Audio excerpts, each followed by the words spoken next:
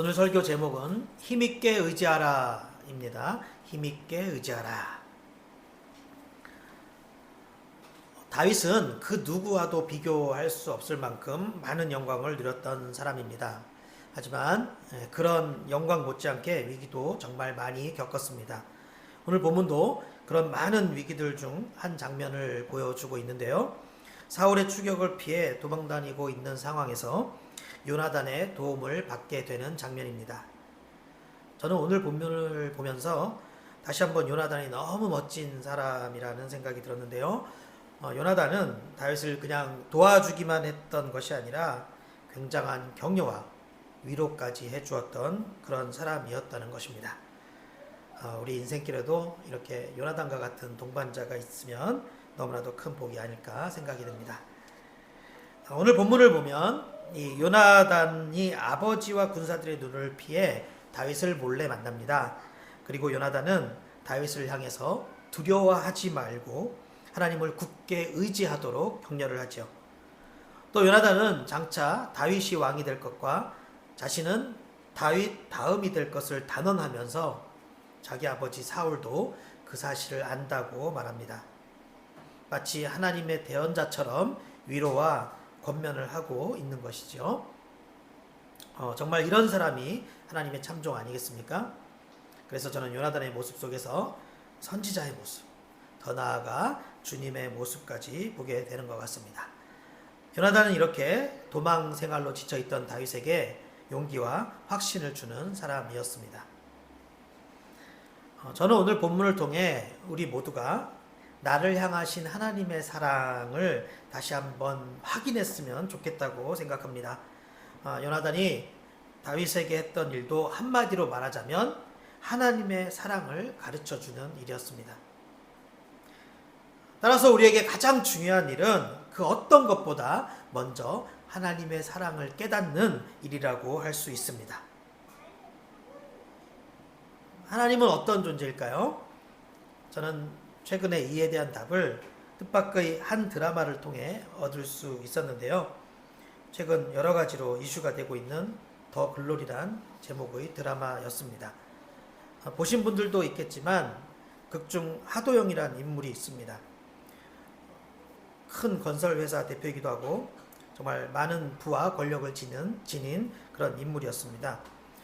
하지만 그렇게 세상에 부러울 것 하나 없어 보이던 그에게도 엄청난 아픔이 다가오게 되는데요. 친자식인 줄 알았던 8살 딸 아이가 알고 봤더니 아내의 불륜으로 태어난 다른 사람의 아이라는 사실을 알아버린 것입니다. 게다가 아내와도 이혼하게 되고 또 딸 아이의 친부는 그 딸 아이를 자신에게서 빼앗아가기 위해 애쓰는 그런 혼란스러운 상황이 벌어집니다. 자, 이런 상황에서 하도영이라는 인물은 어떤 선택을 하게 될까요? 여러 선택지가 있었지만 하도영은 딸 아이를 지키는 선택을 합니다. 그래서 자신의 사업을 다 정리하고 먼 나라로 딸 아이와 떠나기로 결심합니다. 그리고 아이를 데리고 가기 위해서 아이가 있는 학교로 찾아갑니다. 학교 운동장에 있던 아이는 자기를 부르는 아빠를 발견하자 아빠에게 달려와 안기는데요. 아이도 지금 상황들이 뭔가 복잡하게 돌아가고 있다는 것을 이미 눈치채고 있는 상태였습니다. 그래서 울면서 아빠에게 미안하다고 말을 하죠. 그러자 아빠는 딸 아이에게 이렇게 이야기합니다. 아니야, 우리 공주님이 뭐가 미안해. 지금부터 일어나고 있는 그 어떤 일도 너의 잘못이 아니야. 그리고 다시 한번 아이를 꼭 끌어안아 줍니다. 비록 드라마의 한 장면이지만 저에게는 매우 큰 울림이 있었던 그런 장면이었습니다. 사실 그 아빠가 선택했던 길은 누구나 쉽게 갈 수 있는 길이 아니었습니다. 그래서 그 깊은 사랑이 저에게 더 크게 다가왔었는데요. 저는 그 장면에서 우리를 향하신 하나님의 사랑이 보였습니다. 그래서 은혜도 많이 받고 또 저도 모르게 눈물이 흘러내리더라고요. 정말 하나님께서 우리를 사랑하시는 모습과 비슷한 장면이지 않습니까? 예컨대 그 하도영이라는 인물이 자신의 딸 아이를 지키기 위해 큰 대가와 희생을 치르는 모습이라든지 또 자신의 딸을 빼앗으려는 그 악한 사람을 단호하게 물리치고 아이를 안전지대로 옮기는 모습이라든지 이런 모습이 우리 하나님의 모습과 정말 비슷했습니다. 무엇보다 자신의 친딸이 아니었음에도 불구하고 변함없이 계속 그 사랑을 베푸는 그 모습이 허물 많은 우리를 자녀 삼아 주시고 용서하여 주시고 또 변함없는 사랑을 베풀어 주시는 우리 하나님과 너무나도 닮았다는 것이죠. 성경은 우리 하나님의 사랑에 대해서 이렇게 말씀합니다. 로마서 5장 8절 우리가 아직 죄인 되었을 때 그리스도께서 우리를 위하여 죽으심으로 하나님께서 우리에 대한 자기의 사랑을 확증하셨느니라. 이사야 49장 15절 여인이 어찌 그 젖먹는 자식을 잊겠으며 자기 태에서 난 아들을 긍휼히 여기지 않겠느냐. 그들은 혹시 잊을지라도 나는 너를 잊지 아니할 것이라. 또 로마서 8장 39절 높음이나 기쁨이나 다른 어떤 피조물이라도 우리를 우리 주 그리스도 예수 안에 있는 하나님의 사랑에서 끊을 수 없으리라. 저는 오늘 여러분께 단지 이런 하나님의 사랑을 설명하는 것에 그치려는 것이 아닙니다. 우리가 하나님의 사랑을 깨닫는 것이 물론 중요하지요. 그러나 더 중요한 것이 있다는 것입니다. 그것은 바로 하나님의 사랑을, 하나님의 그 사랑을 힘있게 의지하는 일입니다. 하나님의 사랑을 잊지 말고 의심하지도 말고 확실하게 믿자는 것이에요. 오늘 본문에서 요나단이 다윗을 위로하는 메시지도 바로 이거예요. 우리 아버지 사울이 변할 수도 있으니까 너무 비관적으로 생각하지 말라는 것도 아니었습니다.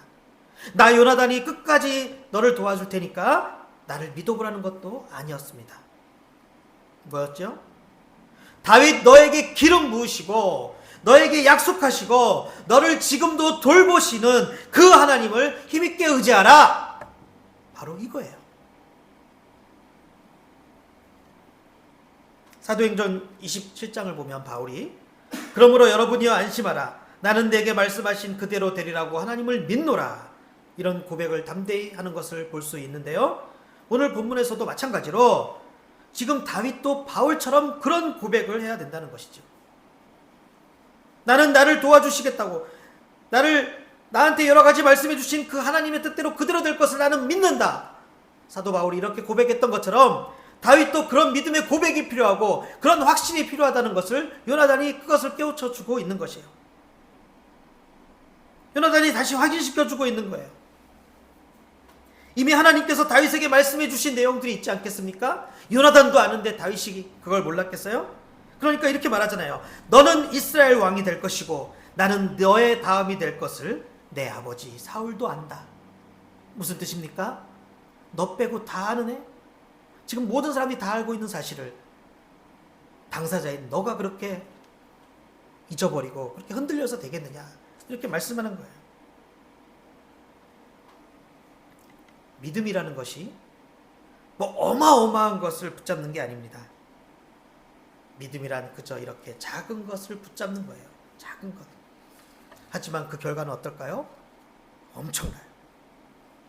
예수님도 이렇게 말씀하시지 않으셨습니까? 너희에게 이르노니 만일 너희에게 믿음이 겨자씨 한 알만큼만 있어도 이 산을 명하여 여기서 저기로 옮겨지리라 하면 옮겨질 것이요.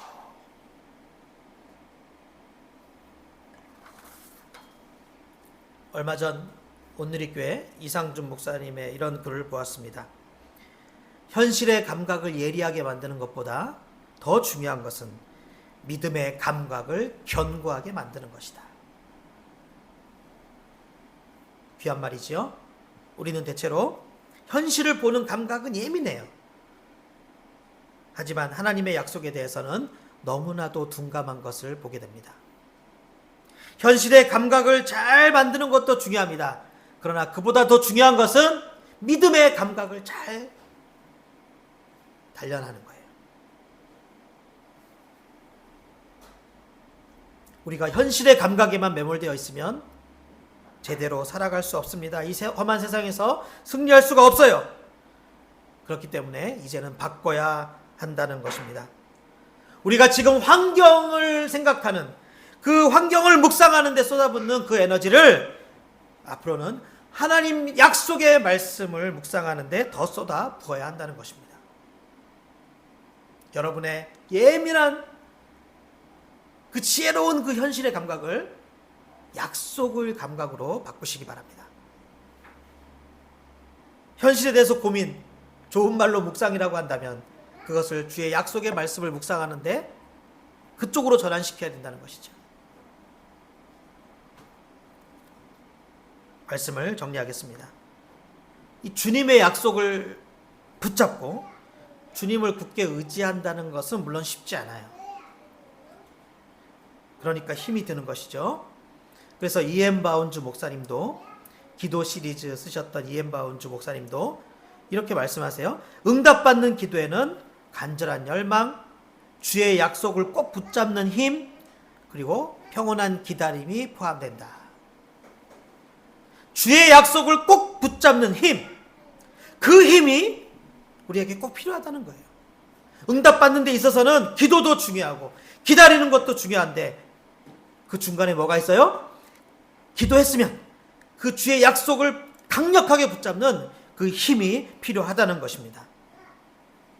우리에게 이런 힘이 있어야 돼요. 작은 노력부터 해야 합니다. 어떤 노력들일까요?